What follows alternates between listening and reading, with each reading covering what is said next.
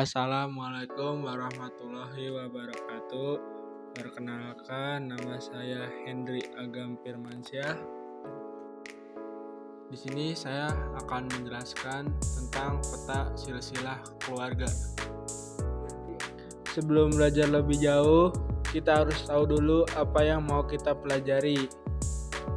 Yang pertama tuh ada pengertian, yang kedua simbol-simbol dalam diagram, yang ketiga dan keempat ada analisis pedigree, yang kelima sampai 8 ada penyakit genetik pada manusia. 1. Pengertian pedigree. Pedigree adalah diagram atau gambar yang digunakan untuk menunjukkan silsilah keluarga dan pola pewarisan sifat atau penyakit genetik dari suatu generasi ke generasi berikutnya.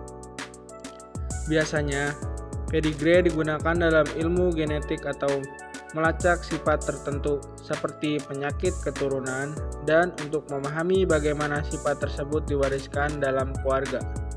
Diagram ini menunjukkan hubungan antara anggota keluarga dalam simbol yang berbeda untuk pria, wanita, individu yang sehat, dan individu yang menderita penyakit tertentu.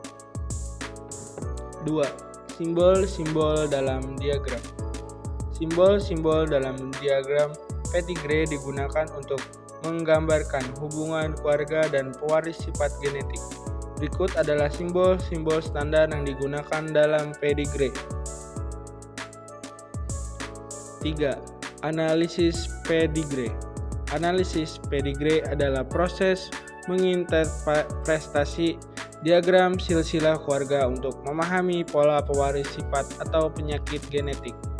Analisis ini penting untuk mengidentifikasi apakah suatu sifat atau penyakit diturunkan secara dominan, resesif, autosom, atau terkait kromosom, seks. Langkah-langkah analisis pedigree. Yang satu tuh ada identifikasi individu yang terpengaruh. Lihat siapa saja yang memiliki sifat atau penyakit tertentu, biasanya diasir. Yang kedua, tentukan jenis kelamin. Perhatikan apakah sifat tersebut lebih banyak muncul pada laki-laki atau perempuan. 4. Analisis pedigree.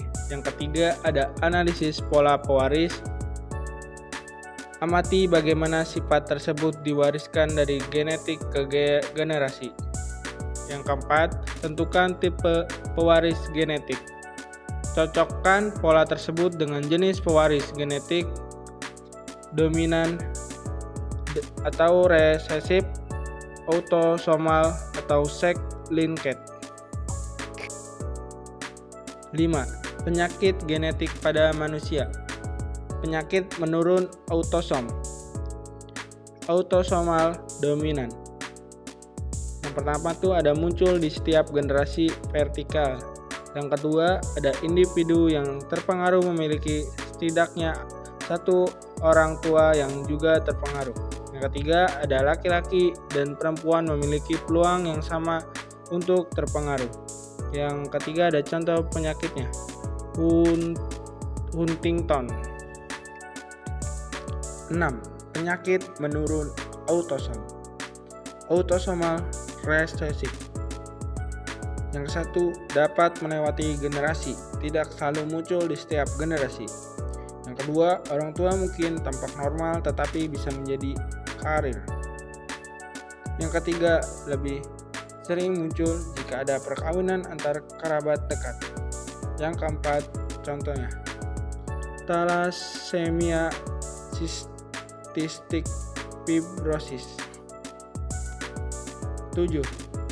Penyakit menurun gonosom, X-linked dominan. Yang satu lebih sering muncul pada perempuan. Yang kedua, laki-laki yang terkena akan mewariskan sifat ini ke semua anak perempuannya, tetapi tidak ke anak laki-lakinya. Yang ketiga, ada contohnya sindrom Rett. Selanjutnya, X-linked recessive. Satu lebih sering muncul pada laki-laki karena hanya memiliki satu kromosom X.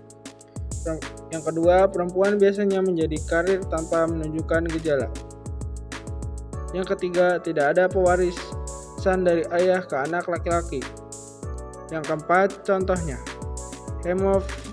hemophilia, distrofi otot Duchenne. 8. Penyakit menurun autosom. Y. Lynket. Holadrick. 1. Hanya terjadi pada laki-laki.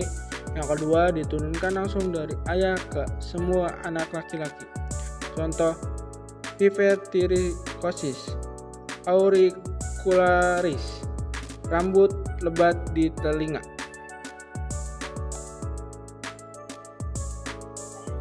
Ini adalah nenek Dongdong, memanggil neneknya dengan sebutan Oma-Oma Suci.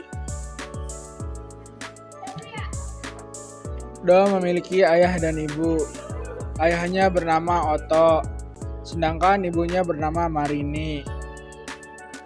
Orang tua Dondo memiliki 2 anak-anak. Pertama adalah Ola, kakak Dondo. Anak kedua adalah Dondo. Dondo memiliki paman. Ia biasanya memanggilnya Om Gani, sedangkan bibinya ia panggil Tante Depi. Anak Om dan Tante bernama Pira. Pira adalah sepupu Dondo dan Kak Ola. Nah, itu tadi silsilah keluarga besar Dondo. Kesimpulannya, analisis diagram pedigree merupakan alat penting dalam memahami pola pewarisan sifat atau penyakit genetik dalam suatu keluarga. Dengan mengenali simbol-simbol standar dan pola hubungan antar anggota keluarga, kita dapat mengidentifikasi jenis pewarisan seperti autosom dominan, autosom resesif, X-linked dominan, X-linked resesif, dan Y-linked. Melalui contoh diagram pedigree mewariskan X-linked resesif, terlihat bahwa sifat atau penyakit genetik ini lebih beresiko dialami oleh anak laki-laki jika ibu merupakan karir. Sementara itu, anak perempuan berpotensi menjadi pembawa sifat tanpa menunjukkan gejala. Pemahaman tentang pola pewarisan ini sangat penting dalam bidang genetik, medis, dan konseling genetik untuk mendeteksi resiko penyakit genetik sejak dini, serta membantu pengambilan keputusan terkait kesehatan keluarga di masa depan. Tidak terasa sudah sampai di ujung pembahasan. Terima kasih Ibu Guru dan teman-teman yang sudah menyaksikan video dari saya. Wassalamualaikum warahmatullahi wabarakatuh.